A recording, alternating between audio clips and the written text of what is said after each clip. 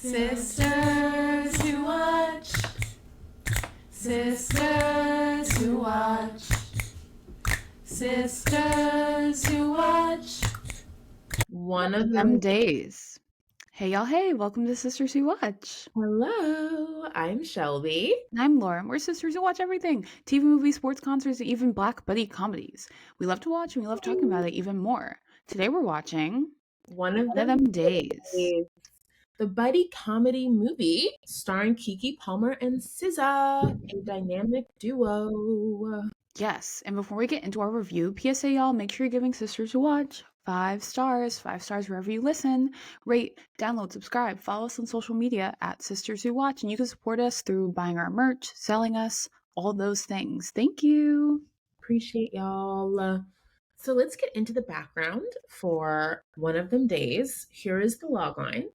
When best friends and roommates Drew and Alyssa discover Alyssa's boyfriend has blown their rent money, the duo finds themselves going to extremes in a race against the clock to avoid eviction and keep their friendship intact. Very exciting. We have the iconic duo, Keke Palmer and SZA, who made her feature film debut.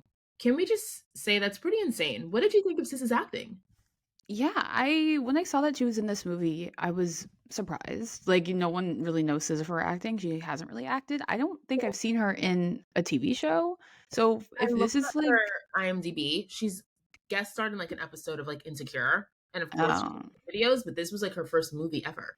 Yes, I'm like, this is like her first time like really, really acting, right? And like for this to be like her first real project, I mean that's huge, right? So very happy for her. Yes, for this to be your first movie, like very excited for her. It's like Zendaya's first movie being Spider-Man. You're like, huh? Like, look, good for you. Good for you. And what was great is that they had a slew of kind of fun Black guest stars as well, like Katt Williams, Lil Rel, Janelle James, and Vanessa Bell Calloway. This movie was written by Sarita Singleton and directed by Lawrence Lamont, both from Issa Rae's show Rap-ish, which was on Max. And both the writer and director were making their feature film debuts. Really impressive. Huge. And you rarely see that these days. So I think it just shows how Issa is really for the culture and for the people, putting people on. Like, she rides for her community. So the fact that they worked on one of her shows, she now gave them opportunity to write and direct their first feature films and get a studio release and be in theaters. Like, that's huge. You know, to see Issa really, like you said, this for the culture. She's producing Black content for Black folks, and we don't have a lot of people doing that. So especially Black women specifically, right? Like we haven't had, I can't remember the last time like a movie like this having like just Black woman as the lead. So it's very exciting that she's doing this. It feels like we needed a movie like this. And so, along with Issa, TriStar Pictures and Macro produced it, and then it was released by Sony on January 17th, 2025. And in terms of expectations, I'd say for me, they were pretty high. When the trailer dropped in October of 2024, I immediately added it to my watch list. I was like, wow, this is very Black, very female, very LA. And, you know, because I follow Issa and Hooray and Macro, I just saw a lot about the movie and their promotion, which got me excited. And, you know, I'm always rooting for everybody Black, especially Issa. Like, anything she does, I support. Yes, Shelby, you met Issa Rae. I did! At her coffee shop Hilltop in downtown LA. Check out my Instagram for the photo. Yes, at Simply Shelby. Yeah, so I agree. The expectations were high, and I would say that the word of mouth for this movie was very strong. I feel like every Black woman I know is like one of them days. I was telling people on Sunday, I was like, oh yeah, like I'm seeing this movie later. And they're like, oh my gosh, like I just saw it, or I'm about to see it. I really want to see it. Every young Black woman is talking about this movie. So yeah, expectations were high. I'd heard very good things about it. So yeah, I was definitely interested and excited to see the movie. Like you said, like friends were talking about it. We both saw it with friends. It's a very good like friend movie. So if you see it, go see it with other Black women and friends in your life. Like, I think it's more fun as a viewing experience when you're with your girlies. Yes. surprised, like we said, the word of mouth for this movie was strong, and it's beating box office expectations, Shelby. Yes. In its opening weekend, it made 11.8 million in that like 3-day box office. And then when you include MLK Day, it made 14 million in its opening weekend. So right up there with Mufasa at the top of the charts for that weekend, which is Wow. huge. And critics and fans are also loving it. On Rotten Tomatoes, it has a 95% critic score and then a 91% audience score. Just really, again, I think beating expectations of what people were anticipating for like a Yes. musical comedy. So we love to see it. Don't count us out. Make more movies like this, people. We will come and support. Yes. A black woman led comedy film can do well at the box office. And I don't know about you, Shelby, but that theater was full of non-black people. Me and my friend were like some of the only black folks in the theater, and I was like, that's so wild. So yes, and other people are also watching this movie, not just black people. We were in the minority in that theater. That's crazy. Maybe because you're in SF and I'm in LA, it's a little different. But opening weekend in LA, my theater, even though it was in the Valley, was very black and brown. You know, there was Yeah. a handful, like there was a mixture of non-melanated folks, but for the most part, it was a lot of black and brown people. Yeah, that makes sense. But my theater, I will say, despite there not being, a whole lot of black people, it was packed. It was a full theater. And this was, the second weekend that it was out. So and this was a 2 p.m. showing on a Sunday, and it was packed. So that was very exciting to see. We love it. We love to see it. And Yes. speaking of exciting things, should we move on to our highlights of the Yes, film? let's do it. What were some of your fave moments? Well, in general, the South LA setting, right? I live in LA now, and I just love seeing LA on screen, particularly Black LA. So it was really cool to see places that I'd like driven by, like Norm's or Randy's Donuts, Church's Chicken. I thought that was hilarious how that was featured. I also love how the apartment building was like a classic kind of courtyard building. I don't live in South LA, but my building, Laura, is like a courtyard format. And I Yes. just think that's like so cool in LA. It's like very, very authentic. And you felt that when you were watching it. And they actually shot it in South LA, which I really like. Like that authenticity really came through. So that in general was a highlight for me. Yes, it did feel very authentically Black Hood LA. I mean, at least from, right, we're not from LA, but spending time there, Shelby lives there. It did feel very genuine. One of my favorite things from the whole movie was when we saw the tumbleweed of braiding hair. That I actually was cackling. I could not believe my eyes. That was so funny. And I was like, that is so Black. Only in the hood will you see that. And I've seen, in the Bay and in SoCal too, like just weave on the ground. I mean, you've probably also seen that. And I'm just like, well, what? How is there like half a head, all this braiding hair on the ground in the middle of the street? So funny. Only in the Black parts of town will you see that. And something else that I really liked about the movie, I thought the outfits were so funny, especially when Keke Palmer had to change to that bright green skin tight outfit. I thought that was so funny, and she just looked so bizarre. Hilarious. And Like her hair, going. and how that is also so true and so authentic. So you like go and get your hair done, and they're like, "Oh, I'm so sorry. Like I'll do you the next day," and then you're walking around with half your head braided. That was so funny. Because like you said, it's relatable. Because even right, if you're doing your own hair, like sometimes you're exhausted, you're like, okay, I'm gonna take a break, and you literally have like half your head not done. So funny. Yes, that was really good. I know that you also like the hijinks. They got into a lot of hijinks in this Yes. movie. And some of it was like more physical comedy, like other of it was just like funny banter. But I think my few favorite hijinks moments were one, the payday loan scene with Kayla Monteroso Mejia's character, Kayla. She's hilarious, first of all. So Like funny. guest star in a few things like Abbott Elementary and Curb Your Enthusiasm, as well as she was in On My Block, which I know you watched. But like seeing her being that like annoying payday loan teller was hysterical. When she laughed at her credit score, I was like, girl, what kind of customer service is this? This is not your job. Come on. And the fact that like Cat Williams was outside telling them, don't go in. Like it was just So bizarre. so funny to me. But a credit score of 144? Girl, is that possible? Laughable for sure. Like, it's people out here, yeah, it's scary. Yeah, sound off. Like, how does it get that low? Let us know. Or that just reminded me of Izzy from Love Is Blind. Remember, his credit score was really low. I forgot what they said it was. It might have been 300 something. And yeah, definitely a red flag, Drew and Izzy from Love Is Blind. I know you like the giving blood scene. That I didn't love that scene. I thought, yeah, I know I did love seeing Janelle James, our queen from Abbott Elementary. I thought it was funny because, one, the fact that Janelle James was new on the job, it showed. Like, didn't know how to, like, give blood. And she also was like, yeah, you can give as much blood as you want. Anyone would know that's, like, not right. Like, No. you can't give that much blood because you're literally not going to be able to, like, survive. Like, Yeah. it just was so crazy, like, seeing all the dimensions. And, of course, like, SZA fell asleep.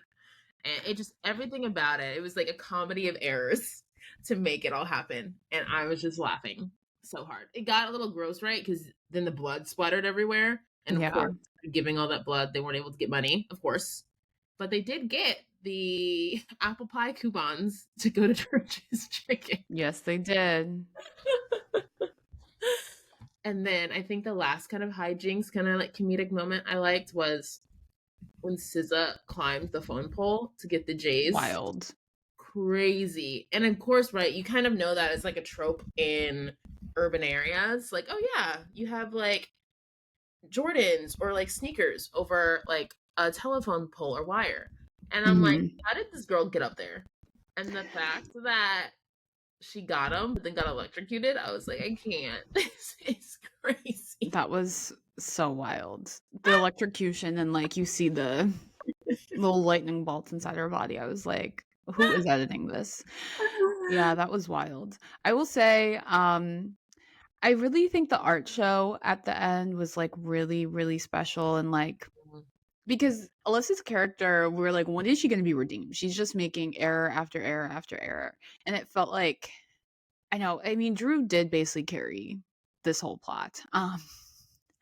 And that's for sure. And the art show was Drew's idea, but it was great that, you know, Alyssa's work, you know, saved the day and that they're able to pay for the rent. And I thought that was a good kind of full circle moment, being like, okay, the art is what's going to, you know, help us survive. So I thought that was good. It was nice to see the whole community come together for that. Like all the neighbors helping out. I loved that. The fact that their new white neighbor, Bethany, had connections to like influencers and artists and was able to invite them to attend. So like, oh, maybe not that bad to have someone who's a gentrifier in our building anymore. And then Shayla, who had been the one who was interviewing Drew about potentially being a manager at Norm's, the fact that she showed up to the art show and was able to see Drew in a better light and be like, oh wow, maybe she can handle like a manager job. And the fact that she offered it to her and shared about how she also grew up in this area, I thought that was special. So the fact that it brought like community, like the job opportunity, Alyssa using her art and seeing the value, brought a lot of things together. Yes, I definitely agree. And another cute little surprise that I know we both liked was Maniac, the love interest. Keke Palmer, Drew's love interest the whole movie. He ended up being a firefighter. I thought that was like really cute and like he saved Drew and Alyssa. And I just thought that was like a cute little ending. Yeah, we love a little romance in there. We have Alyssa being in a kind of a toxic relationship with Keyshawn and then Drew being single and kind of like being into Maniac. They flirt a little bit when they're getting some like orange juice and snacks in the beginning of the movie. And then he, of course, shows up at churches when they're standing there trying to get their apple pies and he helps them, saves the day, buys them food. And so you see a little bit of him, but Drew is like, oh, I don't know. You know, he went to juvie. Like, she's like a little concerned about him. And so the fact that they end up in such like a good moment at the end made me really happy. And the fact that Maniac is a firefighter is just crazy, particularly given what's happening in LA. Like it felt very like surreal and almost like a perfect ending given the current LA wildfire situation. Because he was in juvie, he ended up in like a fire camp. There are actually like formerly imprisoned people, right? And prisoners fighting fires. So everything about it like really hit even more. Like I was like, whoa. For an LA firefighter to be like the hero at the end of this movie and the love interest, like very close to home. And I think, of course, you couldn't have like timed it or done that purposefully, but I think it just worked out really, really well. Yeah, very surreal timing. So on to release your moments, right? I will say Alyssa was rough. SZA's character, I just felt like everything bad that happened was because of her, which I think is true. She was just being like she was meant to play right, kind of the dumb character, but she was being so stupid the whole movie. One, right? You're with this guy who is a bum, right? He doesn't have a job. He's homeless, right? He's living in your house. And I liked when Drew was like, "Girl, he's homeless." And SZA was like, "No, what are you talking about?" I'm like, "Did you ever see his house before he moved in here?" And she was like, "Oh." I thought that was funny. Yeah, so just being with Keyshawn, giving bum, and he was so mean to Drew, like the way he talked to her. If my man was talking to my friend like that, come on, girl. So just being with him, dumb. Giving, I cannot believe she gave the rent money to him. Like, what? Are you being like, I actually was like, how dumb can you be? Why would you give the rent money to your bum boyfriend who doesn't have a job? Why would you trust him to do that? I thought that was really insane. Um, three, when they were giving blood at the hospital, right? Alyssa fell asleep while Drew was giving blood. And then Alyssa woke up and she just ripped the needle out of Drew's arm. How, literally, how dumb. And then that caused them to lose all of her blood. They didn't get the money from Keke giving blood. I was just like, oh my gosh. And then when Drew was going to her interview, she's like, okay, good luck. Like, I'm just gonna hang out outside. And literally, she just kept on texting Keyshawn. And that's how Keyshawn and Bernice found out they were at the hospital, right? Because she was like, oh, we're giving blood. Then they went to the hospital. And then that led them to Church's Chicken. And then the Church's Chicken guy said they're going, to follow in a black Mercedes.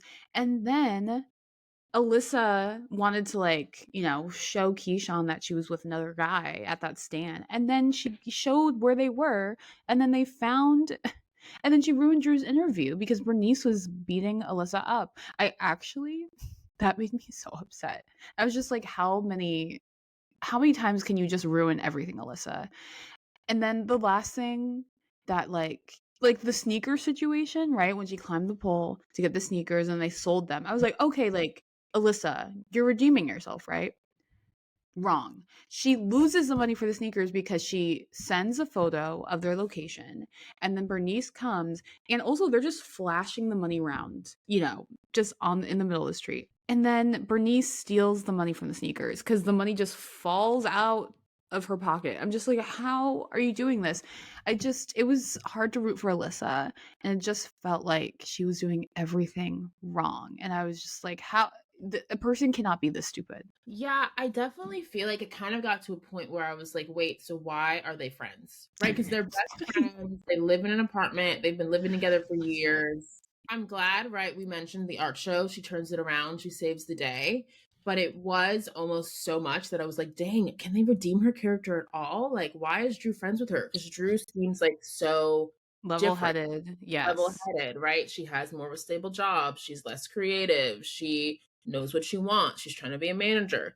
And I do think you can have different kinds of friends, but I feel like, especially, right, if they're like late 20s, early 30s ish, at that point, I think know who your friends are and you like cut off dead weight. I do think as you get older, you're like more deliberate about who you interact with. So I definitely was starting to be like, right, because this girl is like actively like sabotaging so much in your life right now, right? You had to go through this whole day because all of this was because of Alyssa's mistakes. Every single part of the day, she gave the rent money to her bum boyfriend, who we all know is not responsible. that's what caused this whole thing. And then, right, she just it's all Alyssa's fault. Like it's all Alyssa's fault. So it was hard to root for her. Like, love you, SZA. I know she was supposed to play stupid, but it was like it was a bit much. It was a bit much. What did Mhm. you think of Bernice, the side chick, or maybe even the main chick? Who knows? But the guy Keyshawn was seeing behind Alyssa's back. I thought it was like a funny kind of trope. Literally when they were like, "Oh, big booty Bernice," I was like, "I cannot." I'm screaming. This is like at the park stealing all your men. I'm like, I can't. but I thought it was hilarious that they thought they could like go into her apartment and without her knowing. Like it was so outlandish.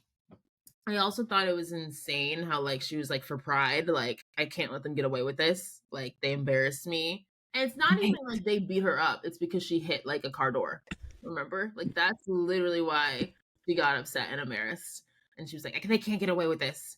So she was not playing around. I was like, ooh, I would be scared No. if Bernice wanted to fight me. Yeah, Bernice was serious. I was like, why is she so mad? Yeah, Mhm. I part of me was like, why are they painting her out to be like so aggressive and wanting to fight? And I was just like, this is a lot. And right, why isn't she mad at Keyshawn? Right? This always happens, right? Keyshawn is the reason for all of this because he's a bum and he's messing and he's cheating, with you. Mhm. So I was just like, ugh, Keyshawn is like getting away with it, no consequences, and right, she's turning on the woman and fighting, and then she ends up stealing the money. I was just like, ugh, Bernice, like, It's real. It's annoying, but I'm like, that's kind of realistic. Like I that's know. kind of what happens. What It's did you think of Uche, the landlord? He yeah. I think was one of my least favorite moments was Uche's character in general. I think I can't imagine what it's like to be a landlord. Like it seems difficult. Of course, you are trying to care for your tenants, but also have your own interests. Like, and they don't always align. But I didn't think it was fair that he wasn't giving them till the end of the day to get their rent. Like he yeah, said end of day, but then like threw their stuff out beforehand because he was like, "Oh yeah, I like don't think you guys will make it." I'm like, that's not like right. Like if it's by end of day, I literally need till right, 59. 11:59. You Yeah, I can't. thought that was weird. I was like, wait, I'm like, it's due on the first. I'm like, it's not late rent Yeah. if they don't like it's late if it's on the second. So I thought that was like, I mean, I guess they probably are late on rent all the time, so he's sick of it, Mhm. rightfully so. But it's like, yeah, you're kicking all their stuff out on the street at 6 p.m. on the first. That just felt strange. I also Yeah. didn't like how he clearly was like leaning into gentrification. Was like, oh, I want white tenants in here, and I'll like clean up and fix the apartments nice for them, while the other apartments have holes in the ceiling and plumbing and air doesn't work.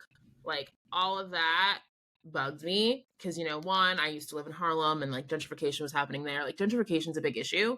It's the worst when it's like someone who's black, I leaving. know who's a part of the problem. You're part of the problem. So that kind of hurts. Yeah. I will say the only like positive is the fact that none of their furniture was in the apartment, was that none of it burned. So at least Yes. they have all their furniture and clothes and lights and things still, since their apartment ended up burning. Yes, that is true. So it seemed like Uche got his comeuppance and he will be facing consequences because they're like, oh, the fire, they're like, it's not up to all the fire codes and stuff. So Mhm. hopefully that That comes out. happens. And something else I didn't love, I was like, okay, we're not that stupid. Like the audience is not that stupid. Like all the King Lolo scenes, like really, these girls fought off like a gang king. I just could not. And when Alyssa was like, hit him, go. And then Drew hit him with the fridge. I was like, what? How are they not dead? This guy, an actual like gangster, would have immediately He would killed not them. have missed when he shot the gun. No. I Yeah. was like, okay, we're not. I was That like, this is a is, little, you know, yeah, too fantastical. I was like, how is this real? So I didn't love the Lolo scenes. I was like, really? I hear you. It didn't bother me as much because I was like just rooting for them to win. Yeah. But I was like, what's going on? I was like, why was Alyssa so confident that they wouldn't be able to? I know. And her plan wasn't a plan. She was like, I have a plan. Don't give him the money. And I was like, you're insane. She was like, don't give him the money. And Wasn't the best the plan was literally for Drew to fight him and then run away. Like, that's not a plan. Payday loan people were coming, but it was like they needed to stall. But it was Yes. like they needed to have, I think, a better stalling plan than just like running away. This guy is a murderer. This guy will kill you in 5 seconds. So I was just like, really? Yeah. So yeah, I didn't love all of those scenes. Okay, are you ready, Shelby, for a game? Red flag, green flag, 1, 2, 3. Yes. Okay. Shelby, is it a red flag to call out your friend? No, because I think real true friendship, you have to be honest and transparent. I think it can be read depending how you call your friend out. Like, I'm thinking of the Meg the Stallion doc where her friend kind of turned on her, and I'm Yeah. like, ooh, that is not a way to like deal with your friendship and communicate and have, like No. there are ways to be a good friend and be like, hey, I don't think you're handling this right, or like, hey, like you've let me down a lot today. Like you need to be able to have those honest, genuine conversations. So I don't think it's a red flag. I think it's green. It's important as your friendship evolves and gets deeper. And if you're really close, you should be able to like call your friend out and like check in on them. Like I feel like a lot of times on like the Real Housewives shows, they like let their friends act crazy. And it's like if you actually are like a real friend to someone, you should be like, hey girl, like you were a bit of out of pocket how you said that. Like you should apologize, Yeah. And Alyssa needed to be called out. Everything that Drew said was true about Alyssa. That her man doesn't treat her with any respect. She doesn't follow her path. Like everything Drew said was so accurate. So should it have been a screaming match on the street? Probably not. no, But there's a time and a place. conversation needed to happen for sure. Yes. Okay, Laura, question for you. Is it a green flag to help your friend in a fight like Drew did after her interview with Alyssa as she was getting beat up by Bernice? No, it's not a green flag. I think in some circumstances, maybe it is okay to go help your friend in a fight. Mm-hmm. In Drew's situation, I would have the thing is that she kept on being like, Drew, like they heard her saying her name. Yeah. But I would have been like, oh no, like this is my job. This is my life. You're not going to die in this fight. This lady is not going to kill you. Like I would have ignored it. I would have been like, oh, I don't know these people. Like, I'm so sorry. Because you're literally playing into every single stereotype they think of you, right? You're getting into a fight outside this fancy corporate building. They think, right, you're ghetto, you're ratchet, you're hood, like all those things. And they're never going to forget that. Everyone's always going to think of you for that fight. It's not worth it. Helping, and right, they still lost the money. Bernice still took their $1,500 and they lost and they both got hurt. There was no benefit of trying to go help Alyssa. That actually made me so upset. I was like, Drew, if you don't keep yourself in that building and ignore this fight, because they still lost some money and they still lost. She's loyal. It's tough because I'm like a pretty loyal person as well. And I do think sometimes that can get you in a pickle if you like blindly support people or like support people after they've done you wrong. So I do think there's like a fine line. I do not fight, so I do not think helping a friend in a fight would like be for me. Like, what would I do? Like what am I gonna do? But I think there are like other ways to like support your friend and help. Yeah, Drew should not have helped Alyssa in that fight. That was such a bad idea. Because she still got the job, right? But you're never going to live that down. You're never, ever, ever going to live that down. How are we feeling? Is one of them days a wait or a watch? I'm definitely a watch. Even though I had critiques, it was very funny. It was a very funny movie. It's light, it's cute. Yeah, and even though it's a comedy of errors, and could you say it perpetuates like Black stereotypes? Possibly. You could say that. Mm-hmm. But I do think it's a fun, light watch. And right, we just need more of that. It showed like growth, it shows Black joy, it shows a community coming together. and it's really funny. So yeah, go watch it. Go support Issa Rae. Go support Keke and SZA. Yes, I'm also a watch. We need way more Black women-led comedies. I feel like this has been the first kind of theatrical Black-led comedy with women since Girls Trip in 2017. I So can't remember one. it's Yeah, been too long. And crazy. clearly, I think the response shows that people are interested in this content and will support it if you make it. I also think what was great about this movie, right? It was very authentic, very Black, very LA, but it was also short. I love myself a 90-minute movie. We do not need these 3-hour movies. Like, With come an on. intermission. Brutal. I know. Brutal for the brutalist. Don't know if I'm going to be able to see that. I'm procrastinating because it's tough to Yeah. be in a movie theater almost 4 hours. That's nuts. And so, yeah, for me, the fact that I saw this on a Saturday night and I was like in and out of the theater, it was great. There was so much night left. It was so nice. So make more short comedies, people. Movies do not need to be more than 90 minutes. Yes, I totally agree. I thought it was great. Okay, on to our what to watch segment.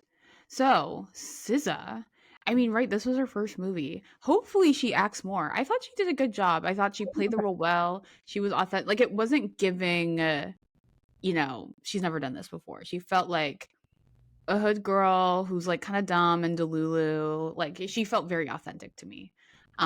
So maybe we'll see some more acting from SZA. I think she should. She did a good job. I ended up going down a rabbit hole and just like looking her up, and she's changed a lot. Like, have you seen like her like I know before her and after face. auras? Yeah, I know. Yeah, her face from like 10 years ago is very, very different. Yes. I had no idea. I think she Yes. looks beautiful both ways, but I was just like shook. But yes, all to say, I think she can act. SZA, you look great. Keep acting. Yes. I also will say that it was just announced that SZA is going to be performing at the Super Bowl with Kendrick Lamar. Huge. So keep tabs on that, people. February 9th, she'll be on stage, so that'll be fun. We're going to get All the Stars, which is such a good song. She also is going to be going on tour this year, so she's doing a stadium tour. So if you have not seen Yes, SZA with Kendrick. SZA and Kendrick together. So Crazy. that'll be fun. And of course, right, if you want more of Keke, follow her on social media. She's hilarious. Their press tour, like, have you seen the like hot ones with Issa? No, I haven't, but I've seen like all these clips trending on social media. I know. It's on my watch later on YouTube to watch their Hot Ones video. Yes. So yeah, just like be on top of all that because Keke is truly for the culture, for the memes. She's hilarious. Baby, this is Keke Palmer. Yeah, go check out her podcast too. Yeah, she's very funny. And her cadence is just how she talks is hilarious. Throughout the movie, just how she talk. Yeah, I love the way she talks. And apparently she's going to be dropping an album this year. Oh. Yes. So that's something to keep an eye out as well. I was also saying to my friend who I watched this with, I was like, where Kiki's busy. She's someone who stays working, but I was like, she hasn't been in a movie in a while. No. And my friend was right. So I was like, oh, I haven't seen her act in a minute. So I was excited to see that. Yeah, she was in Nope, and that came out like 2021, maybe. But yeah, so I was excited to see her back on my screen. I think she did a great job, and it's interesting because there was some discourse around how like she felt like she was treated different from like the Disney Nick stars like Selena Gomez and Miley Cyrus, and like she was just seen as the Black girl. So I'm honestly glad that like she's still been able to sustain her career and is like having a moment. Yes. Yeah, unfortunately she had a baby with the wrong guy, but sending thoughts and prayers to her and her child. Who to judge as long as she's happy. Yes, and she's killing it. She's working. She just released a book. Check out our episode with Claire Parker about the Real Housewives of Orange County. She gives us a deep dive on Keke Palmer's book and her thoughts. So yeah, I'm excited for both SZA and Keke, hoping that they take this momentum. Like this movie is really popping off. So I'm excited to see what both of them do next. Agreed. Okay, and if you enjoyed this episode of Sister You Watch, please give us 5 stars wherever you listen. 5 stars, please. rate, download, subscribe, and you can follow us on social media at Sisters Who Watch, subscribe to our YouTube channel, all those things. Thank you. Yes, we really appreciate y'all, and we want to hear from you. So please reach out to us on social media, comment on YouTube. We also have a comment feature on Spotify. And of course, you can email us at sisterswhowatch@gmail.com if you want to give us any recommendations for feedback. Thank you so much. Thank you. Stay Stay watching.